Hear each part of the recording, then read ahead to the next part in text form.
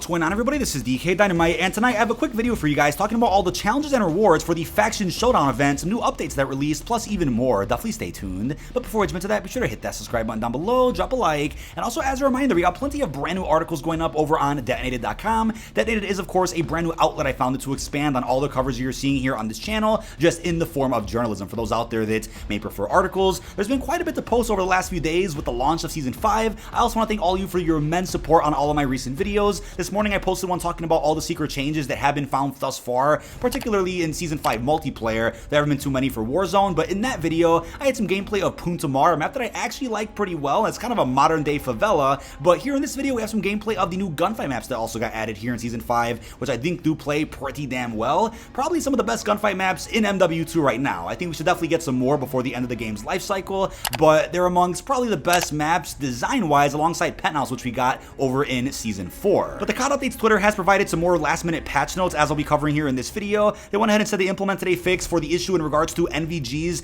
somehow being accessible inside of regular Battle Royale. People on PC were clicking N on their keyboards to just turn on NVGs. That's likely something that we're going to be seeing maybe in a different Warzone map that has NVG type of gameplay, or it's going to end up being something we see closer to a Season 6 if there is a Halloween haunting event, which according to rumors there will be.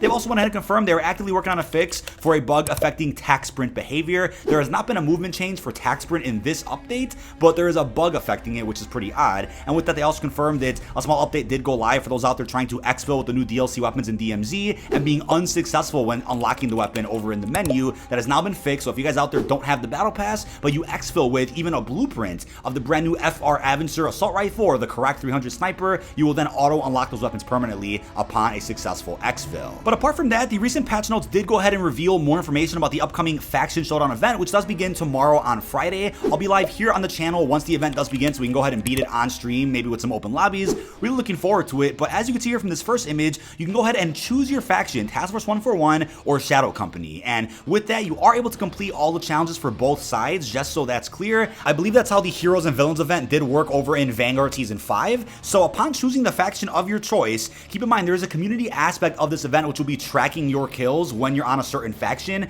I believe you could contribute up to 50 kills per side that you're on, and by the end of the event, which we'll be talking about in a second, that's going to be August 16th, the faction that got the most kills in the community will be the winning faction. And if you guys out there did complete all of the faction challenges for the side that you picked, you'll get the rewards for that winning side. Hopefully that makes perfect sense. So for example, if you guys choose Task Force 141, then later choose Shadow Company and do the challenges for both sides, but then let's say Task Force 141 wins the entire Faction Showdown event based on community kills, you will then get the rewards you see at the bottom left for Task Force 141 because you completed all your challenges for that faction. But let's say you complete both sets of challenges and then Shadow Company wins the event, you will get the rewards you see on the right side there. So the rewards do include here for Task Force 141, we have an operator skin for Soap, and that's of course pulled from one of the campaign missions. Also a universal weapon camo, which you can preview right now in the gunsmith menu. It is indeed animated, which looks badass, and also a consumable, which is going to be a double token tier skip. Now on the other side here for Shadow Company, we have one operator skin there for Harangi, as well as another animated weapon camo, which you can also preview here in the gunsmith, and then another battle pass token skip. So with that in mind though, it's unfortunate to think that one of those camos won't end up being released because only one side is going to win by the end of the event. But the thing about that, right, is considering how popular both groups are, I mean, I think the skin for Soap is probably a better option. Although that might be the case, both groups are still immensely popular, so I would not be shocked if there's either some type of draw by the end where maybe it's a close call and they're like, hey, we're just going to release all the rewards for both sides, which I guess kind of invalidates the whole point of the community aspect of this, which is tracking each side's kills.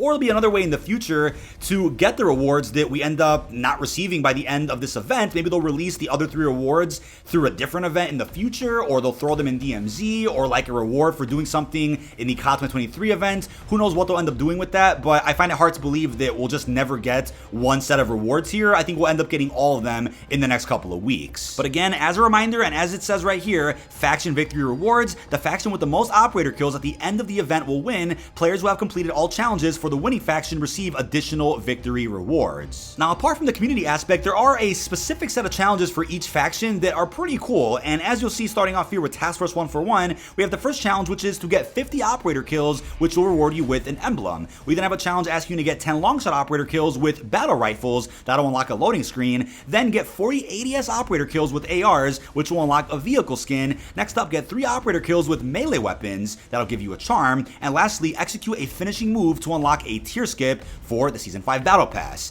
But moving over to the Shadow Company side, we have get 50 operator kills to get a loading screen, get 15 operator kills while focused with snipers, that's going to give you a large decal, then get 15 operator kills from behind with SMGs, that'll get you a vehicle skin, followed by get 10 operator kills with launchers to get a charm, and lastly get 5 operator kills with lethal equipment to get a tier skip. So these are pretty unique challenges, but again, some of these are also related to some of the camo challenges that are in the game as well, so you'll be knocking out 2 birds with 1 stone if you guys don't have certain camos unlocked or haven't gotten certain challenges done with certain weapons, which may match the challenges that we have here in the Faction Showdown event. But upon completing all the challenges for either side, Task Force 141 will give you a mastery reward, which I believe is a blueprint for the Bass P. I'm not exactly sure what weapon that is. I think that's an SMG, but feel free to correct me down below in the comments. Could even be a Chimera for all we know. Who knows? But then on the other side, we have a mastery unlock of what looks like the LAB sniper or one of the snipers that's here in game. If I can find exactly what it is, I'll put it on screen so you can see. You'll get a blueprint for that weapon, which is pretty damn sweet. So yes, there are mastery rewards for doing all the challenges. There are individual cosmetic unlocks for doing each specific challenge. And then there's a community aspect of the event, which will reward you with 3 other cosmetics just by having done all the challenges for the winning side. Hopefully that's very clear as to how this event does work. But as a reminder, the event does begin Friday, August 4th and will conclude on Wednesday, August 16th. Now, with that, the 17th, as of right now, is rumored to be the reveal event for COD 2023 inside of Warzone. I'll be talking a little bit more about that event in an upcoming video, probably in the next 12 hours or so.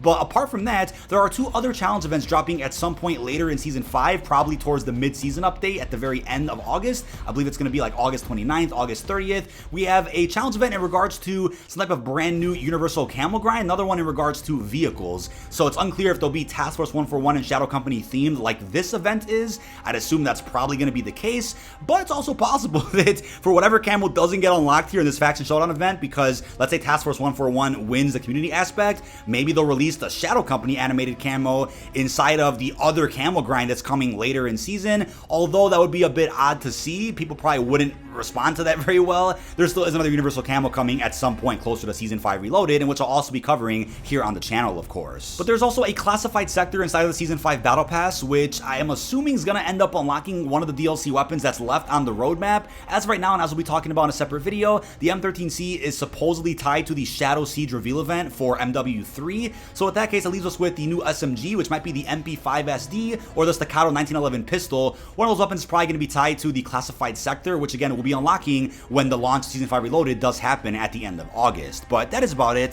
This has been dkdynamite. Leave your thoughts down below in the comment section. What are your thoughts on all the challenges and rewards that we have here for the Faction Showdown event? All these got revealed via the patch notes that came out a couple of days ago. I'll be live streaming the launch of the event and the completion of it as of tomorrow morning, and also posting a separate video showing you the fastest way to do all the challenges while in game. Really hope you've enjoyed, and peace out, everybody.